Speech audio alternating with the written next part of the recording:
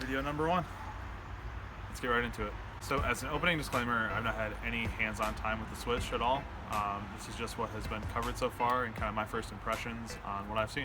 It has a 6.2-inch 720p display and 32 gigs of onboard storage. It can also take SD cards up to 2 terabytes. It uses a USB-C connector to dock and charge, and it can also display 1080p on an external display. So far, some of the things that look good. The USB-C dock does seem to switch seamlessly from an external display back to the native display. Another great feature is it can link up to 8 people locally.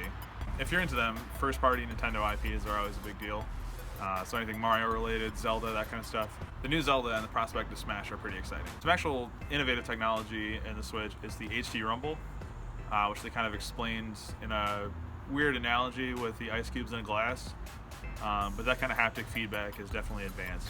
So some things that don't look so good on the Switch. The battery life has been estimated between 2.5 to 6 hours, which is pretty weak thanks to USB-C. You can always use external batteries to keep it charged up on the go. 720p in 2017 is a little weak. It makes sense as a power management move when you're on the go.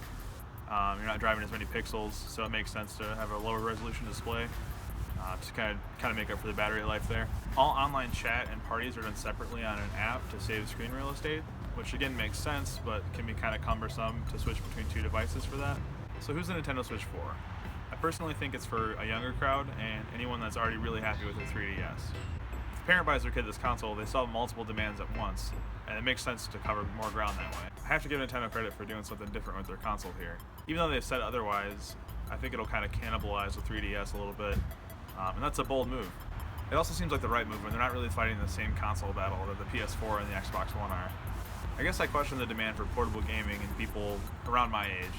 Most of us want to play on more powerful systems or in a controlled setting, especially with online play, but I can see why it would be compelling for a younger crowd. Feel free to hit like and subscribe or click the bell for notifications. Leave a comment on what you think about the Nintendo Switch. Anyways guys, thanks a lot for watching. Later.